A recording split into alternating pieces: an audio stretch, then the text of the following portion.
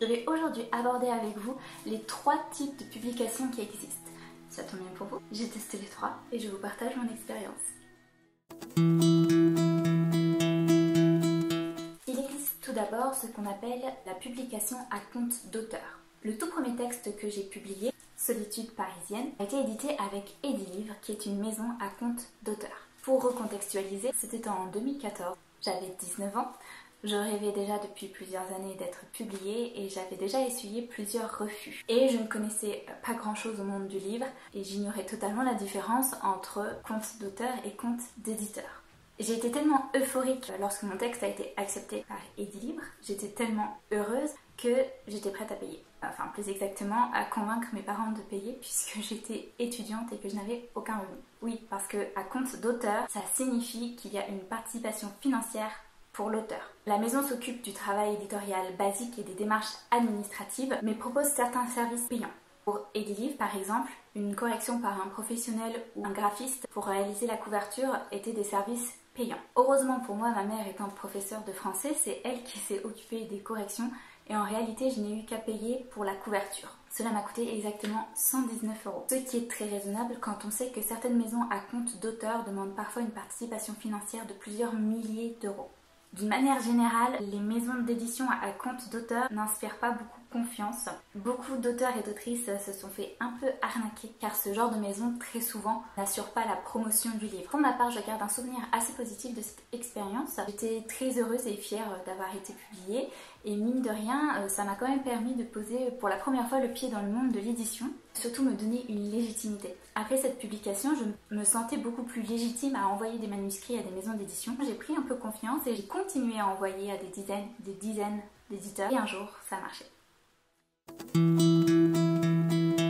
Un jour donc j'ai reçu une réponse favorable de la part d'une maison d'édition, Rebelle Édition, pour l'un de mes manuscrits, Terre d'Asie. C'était en 2017. Avant cela, en réalité, j'avais déjà été publiée à compte d'éditeur pour des nouvelles chez Soufflecourt Édition.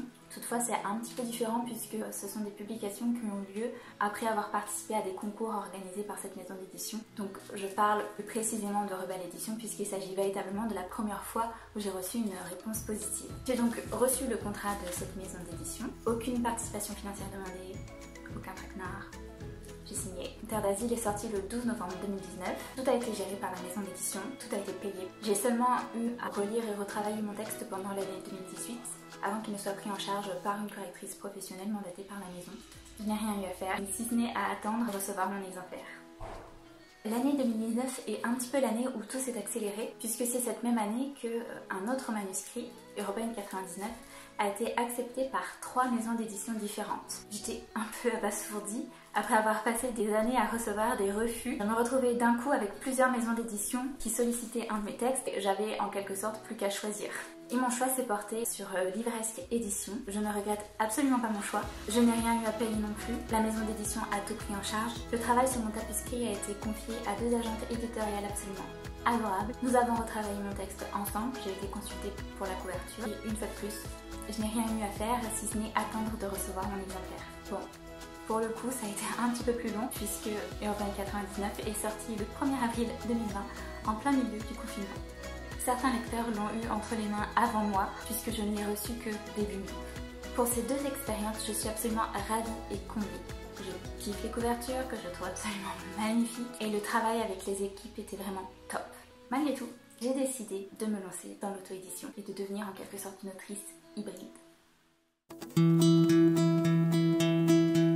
Pour l'auto-édition, c'est bien simple, c'est l'auteur ou l'autrice qui s'occupe de tout, qui gère tout. L'écriture, bien sûr, mais également tout ce qui est normalement pris en main par l'éditeur quand on est à compte d'éditeur, c'est-à-dire les corrections, la mise en page, la couverture, l'obtention d'un ISBN, un code barre, le référencement à la BNF, etc., etc., etc. L'auteur ou l'autrice peut tout faire tout seul, auquel cas cela ne lui coûtera rien ou presque rien, ou il peut faire appel à des professionnels indépendants comme des correcteurs, correctrices, des graphistes, des illustrateurs, illustratrices, auquel cas cela peut représenter un certain coût. Je dois avouer qu'au début ça me faisait très peur. Mais aujourd'hui, la communauté des auteurs auto-édités est très développée et très dynamique, notamment sur les réseaux sociaux. J'ai donc trouvé beaucoup d'aide, beaucoup de conseils. Il existe de très nombreuses chaînes YouTube notamment qui donnent des conseils pour s'auto-éditer. La première qui me vient à l'esprit est bien sûr celle de Christelle Lebailly, auteure, qui m'a fait découvrir l'auto-édition.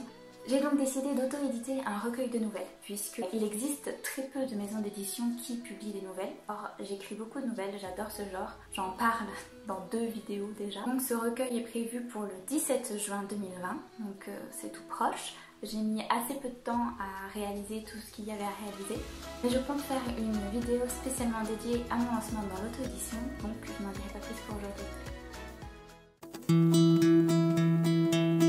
J'espère que cette vidéo vous aura plu, n'hésitez pas à la partager ou à liker si c'est le cas, et je vous dis à très bientôt pour une nouvelle vidéo.